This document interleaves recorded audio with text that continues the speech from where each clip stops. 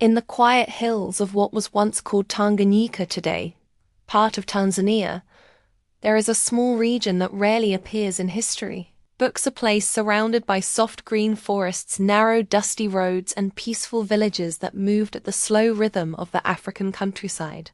In 1962, nothing about this place seemed unusual. People woke with the sun. Children went to school with the sound of birds echoing above them, and life was calm, predictable, simple. No one living there could have imagined that this quiet region would soon become the site of one of the strangest events in modern history. A phenomenon so bizarre that even today doctors, psychologists, and researchers cannot fully explain what truly happened. The story begins on January 30th, 1962, in a small all-girls boarding school in the village of Kashasha, near the western shore of Lake Victoria. It was an ordinary morning. The students moved through the classrooms, greeting each other softly. For them, every day felt almost the same. Lessons, chores, and moments of laughter shared among friends. But on this particular day, something curious and completely unexpected unfolded. It started so quietly that most people in the school didn't even notice. One girl, for reasons nobody understood, began to laugh. It wasn't a soft giggle or a shy laugh. It was sudden, sharp, uncontrollable. A laughter that came from somewhere deep, as though she had lost all control over her own body. Another student sitting nearby looked at her, confused, and then she too began to laugh. Others turned their heads, whispering, wondering what was happening. But before anyone could intervene, the laughter spread again. One girl after another. 5 students, then 10, then 20. Some laughed so hard they began to cry. Some clutched their stomachs because of the pain. Some fell to the floor, unable to stand. Teachers tried to calm them, but when they approached, the laughter sometimes jumped to them as well, an almost contagious wave of emotion that felt like it had no source. Within only a few hours, nearly 100 schoolgirls were laughing. Not a joyful laugh, not something light-hearted. This laughter was frantic, breathless, impossible to stop. Some girls collapsed from exhaustion, only to begin laughing again the moment they caught their breath. Others screamed between bursts of laughter, terrified because they didn't understand what was happening to their bodies. The teachers tried everything they could. They sent the girls outside for fresh air. They prayed. They tried to physically restrain the students to keep them from hurting themselves. Some teachers shouted in frustration, trying to restore order, but nothing helped. The laughter rose like a wave that refused to recede. By sunset, it was clear this was no ordinary situation. Parents were called. Villagers walked up the hill to the school, watching with wide eyes as hundreds of girls laughed uncontrollably. Some villagers believed it was a curse, something supernatural. Others thought the girls had been possessed. A few whispered that maybe it was a punishment from their ancestors. Fear spread just as fast as the laughter. After 2 long days of chaos, authorities were forced to make a drastic decision. The school, unable to control the outbreak, was shut down completely. Students were sent back to their villages, to their families, to places where they felt safe.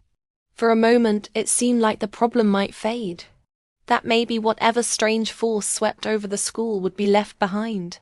But the laughter followed them home. Within days, the epidemic spread to Shamba, a village nearly 55 miles, about 90 kilometers away. Dozens of young people there began laughing uncontrollably. Some experienced it for hours, some for days. In one case, a girl laughed for 16 hours without stopping. Another child was said to have fainted repeatedly from exhaustion, only to awaken in another fit. The laughter wasn't the only symptom. Some victims cried. Some trembled uncontrollably. A few screamed in fear between the bursts of laughter. Others reported pain, fainting, or a strange kind of breathless panic. Parents became convinced something unnatural was happening. and fear turned the atmosphere cold and heavy. Villages closed their doors at sunset. Children were kept indoors. Teachers prayed. Pastors preached. Healers performed rituals. But nothing stopped the spread. Within a month, more than 200 people across the region were laughing uncontrollably. Then 300. Then 500. The numbers shifted wildly because the laughter didn't remain in one place. It jumped from school to village, from village to family, and from family to entire communities. In total, historians believe more than 1,000 people were affected before the epidemic finally ended. In the village of Bukoba, reports told of children who laughed until their lungs hurt, who collapsed from exhaustion, who screamed in desperation because they could not stop. In one area, a group of women working in a field suddenly dropped their tools and burst into laughter, unable to explain why. And strangely, the laughter never struck adults in positions of authority. Not the teachers, not the leaders. It was mostly children, teenagers and young adults, the ones who were most vulnerable, the ones under the most pressure. Doctors from nearby regions began to investigate. They interviewed families, measured symptoms, looked for signs of poisoning or infection. But there was no toxin in the food, no virus in the water. The students had eaten different meals, drunk from different wells. Nothing pointed to a biological cause. Psychologists were brought in next. They searched for patterns. Why did this happen here? Why now? Slowly, they uncovered something important. The girls at the Kashasha school were living under intense pressure. The school was strict, the environment stressful. Many students were away from their families for the first time in their lives. The early years of independence had also created a climate of uncertainty throughout Tanganyika. People were anxious, scared, unsure about the future. One theory began to take shape: mass psychogenic illness, also known as mass hysteria, a condition in which stress spreads through a community like a virus, triggering physical symptoms even when there is no physical cause. In this case, laughter became the expression of deep emotional tension. But even this explanation couldn't fully account for the sheer scale of what happened. Never before had mass psychogenic illness taken the form of uncontrollable laughter that lasted for months and crossed dozens of miles. The epidemic continued through the spring. Schools were shut down. Markets closed. Families relocated. Villagers refused to pass by certain roads for fear they would catch the laughter. Imagine the quiet nights of those villages, broken only by distant echoes of laughter drifting between homes. Some elders later said those nights were among the most unsettling they ever lived through. The laughter sounded human, but not entirely. It carried fear inside it. By the end of 1962, the epidemic slowly faded away. It didn't end suddenly.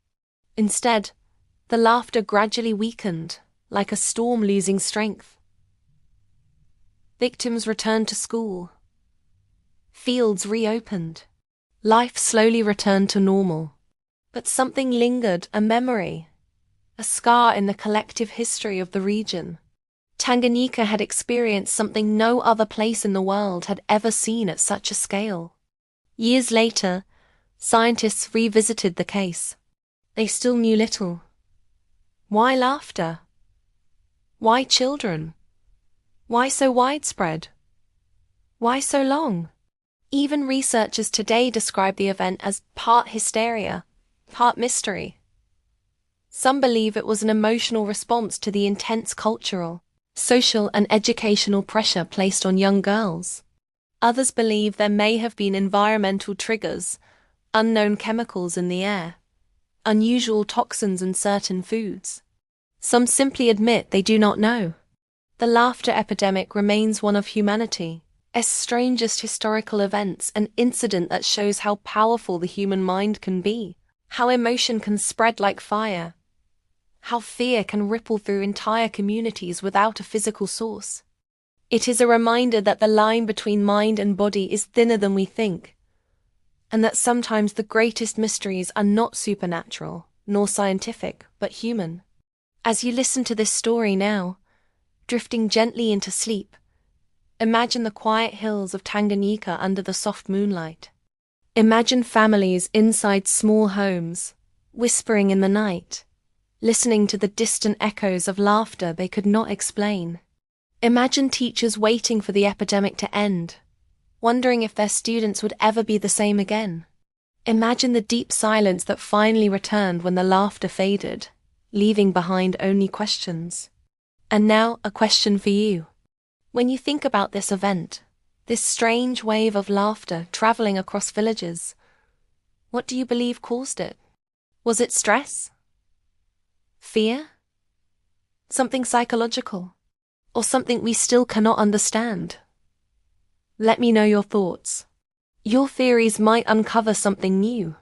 For now, close your eyes, breathe deeply, and let this mystery rest with the hundreds of others that history holds quietly in its hands.